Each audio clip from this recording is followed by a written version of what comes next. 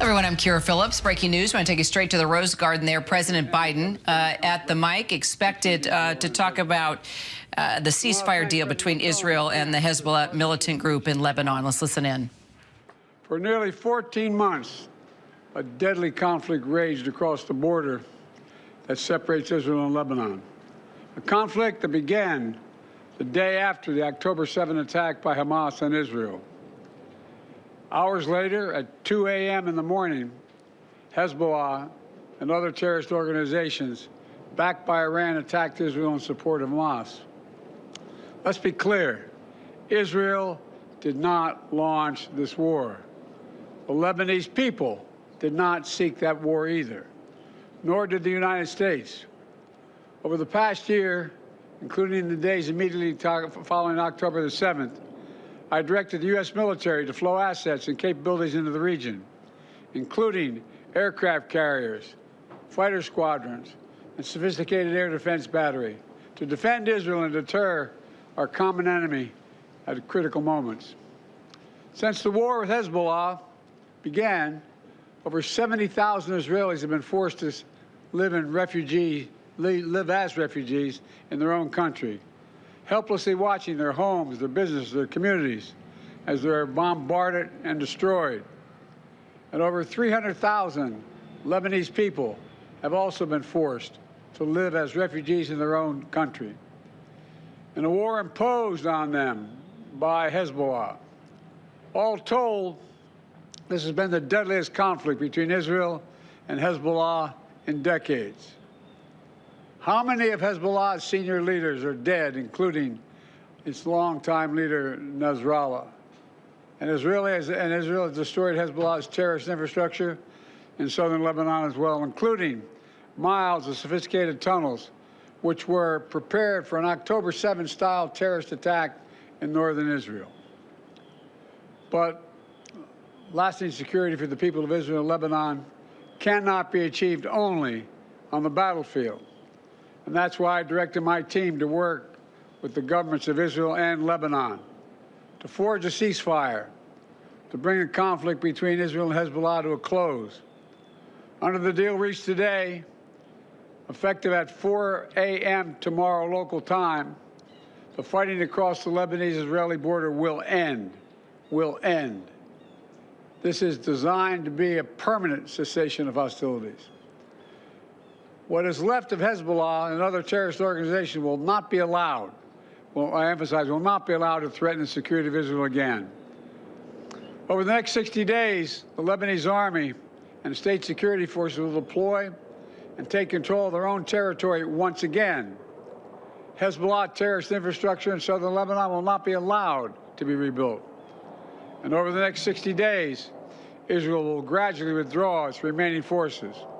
And civilians on both sides will soon be able to safely return to their communities and begin to rebuild their homes, their schools, their farms, their businesses, and their very lives. We're determined this conflict will not be just another cycle of violence. And so the United States, with the full support of France and our other allies, has pledged to work with Israel and Lebanon to ensure that this arrangement is fully implemented, the agreement totally implemented. You know, there will be no U.S. troops deployed in southern Lebanon. This is consistent with my commitment to the American people to not put U.S. troops in combat in this conflict. Instead, we, along with France and others, will provide the necessary assistance to make sure this deal is implemented fully and effectively. Let me be clear. If Hezbollah or anyone else breaks the deal and poses a direct threat to Israel, then Israel retains the right to self-defense, consistent with international law, just like any country when facing a terrorist group pledged to that country's destruction. At the same time, this deal supports Lebanon's sovereignty, and so it heralds a new start for Lebanon, a country that I've seen most of over the years, a country with rich history and culture. If fully implemented, this deal can put Lebanon on a path toward a future that's worthy of its significant past. And just as the Lebanese people deserve a future of security and prosperity, so do the people of Gaza. They too deserve an end to the fighting and displacement. The people of Gaza have been through hell. Their world's absolutely shattered. Far too many civilians in Gaza have suffered far too much. And Hamas has refused for months and months to negotiate a good faith ceasefire and a hostage deal. And so now Hamas has a choice to make. Their only way out is to release the hostages, including American citizens, which they hold. In the process, bring an end to the fighting, which would make possible a surge of humanitarian relief. Over the coming days, the United States will make another push with Turkey, Egypt, Qatar, Israel, and others to achieve a ceasefire in Gaza. With the hostages released and the end of the war without Hamas in power, that becomes possible. As for the broader Middle East region, today's announcement brings us closer to realizing the affirmative agenda that I've been pushing forward during my entire presidency. A vision for the future of the Middle East where it's at peace and prosperous and integrated across borders. A future where Palestinians have a state of their own, one that fulfills its people's legitimate aspirations, one that cannot threaten Israel or harbor terrorist groups with backing from Iran. A future where Israelis and Palestinians enjoy equal measures of security, prosperity, and yes, dignity. To that end, the United States remains prepared to conclude a set of historic deals with Saudi Arabia, to include a security pact and economic assurances, together with a credible pathway for establishing a Palestinian state and the full normalization of relations between Saudi Arabia and Israel, a desire they both have.